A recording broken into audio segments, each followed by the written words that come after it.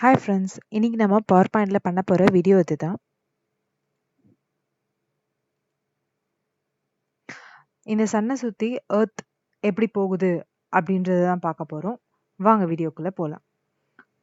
First blank ஸ்லைடில் pictures எல்லாம் insert பண்ணி வச்சுருக்கேன். அண்ட் பிக்சர்ஸ் இன்சர்ட் பண்ணுறதுக்கு ஆன்லைன்லேருந்து பிக்சர் டவுன்லோட் பண்ணுறதுக்கு அண்ட் PowerPoint ஓப்பன் பண்ணுறது இதுக்கான எல்லா கண்டென்ட்டையும் நான் பல வீடியோஸில் போட்டிருக்கேன். போய் பாருங்கள், ரெஃபர் பண்ணுங்கள். ஸோ இந்த வீடியோவில் நம்ம இந்த சன்னை சுற்றி எப்படி எர்த் போக வைக்கிறது அப்படின்றத தான் பார்க்க போகிறோம். ஃபஸ்ட்டு 2 பிக்சரையும் எடுத்தாச்சு. இப்போ அடுத்து இதை சுற்றுறதுக்கான ஒரு ஷேப் எடுக்கணும். இன்சர்ட்டில் ஷேப்ஸில் போயிட்டு இந்த இடத்துல பேசிக் ஷேப்ஸில் ஓவல் அப்படின்னு இருக்கும். அதை கிளிக் பண்ணிக்கோங்க. உங்கள் பேஜில் அதை ட்ரா பண்ணுங்க. சன்னை சுற்றி தானே இருக்கணும். ஸோ சன்னை சுற்றி அந்த ஓவலை ட்ரா பண்ணிக்கிறேன். தென் இதுக்குள்ளே இருக்க இந்த கலர் எனக்கு தேவையில்லை. அதுக்கு ஷேப் ஃபில்ல போயிட்டு நோ ஃபில்னு கொடுக்குறேன். ஸோ அந்த கலர் போயிடும். இப்போ வெறும் அந்த ஓவல் ஷேப் மட்டும் வந்துருச்சு.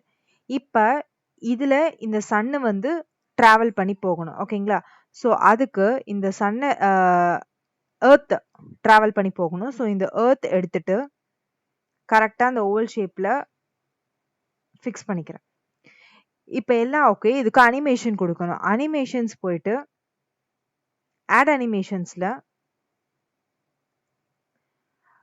மோர் மோஷன் பார்ட்ஸ்ன்னு இருக்கும். அதை கிளிக் பண்ணிங்க அப்படின்னாக்கா இந்த இடத்துல பேசிக்ஸில் சர்க்கிள் அப்படின்ற ஆப்ஷன் இருக்கும். அதை கிளிக் பண்ணிவிட்டு ஓகே கொடுங்க.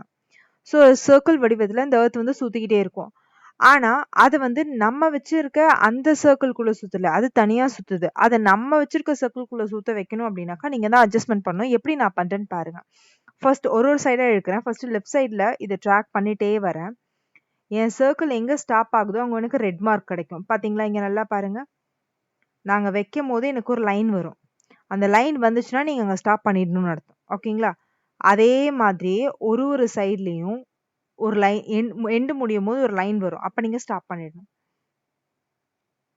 4 சைட்லேயும் அந்த லைன் வர வரைக்கும் அதை அட்ஜஸ்ட் பண்ணி அப்படியே வைங்க. கரெக்டாக ட்ராக் பண்ணி அந்த லைன் கிட்ட வைங்க. இப்போ இதை பார்க்கறதுக்கு ஆல்ரெடி நான் சொல்லியிருக்கேன். அனிமேஷன் பேனை கிளிக் பண்ணீங்க அப்படின்னாக்கா ப்ளே ஃப்ரம் கொடுங்க. பாருங்க, அழகா நீங்கள் வச்ச இடத்துல அந்த எர்த் சன்னை சுற்றிட்டு இருக்கு. ஸோ கரெக்டாக நீங்கள் அட்ஜஸ்ட்மெண்ட் அந்த ரெட் லைன் உங்களுக்கு தெரிகிற வரைக்கும் அதை அட்ஜஸ்ட் பண்ணணும். 4 சைடும் அப்படி பண்ணிங்கன்னா தான் கரெக்டாக நீங்கள் வச்ச அந்த ஓவல் ஷேப் சர்க்கிள்குள்ளே அது சுத்தும் எர்த். ஓகேங்களா? ஸோ மறுபடியும் காட்டுறேன் பாருங்கள். ஸோ இங்கே நீங்கள் டெக்ஸ்ட் பாக்ஸ் வேணும்னா இன்சர்ட்டில் போய் டெக்ஸ்ட் பாக்ஸ் யூஸ் பண்ணி டெக்ஸ்ட் பாக்ஸ் வச்சுக்கலாம். அண்ட் இதை சுற்றி நிறைய பிளானட்ஸும் நீங்கள் கிரியேட் பண்ணி வச்சுக்கலாம். ஓகேங்களா? இது ஒரு ஃபார் எக்ஸாம்பிளுக்கு தான் நான் ஒன்று கிரியேட் பண்ணி காட்டியிருக்கேன். ஓகேங்களா? இதான் இன்னைக்கான வீடியோ.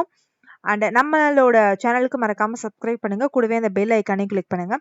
அண்ட் நம்ம செஷனோட நோட்ஸ் ரெஃபர் பண்ணோன்னா பிளாகை பாருங்கள். பிளாகோட லிங்க் டிஸ்கிரிப்ஷனில் இருக்குது.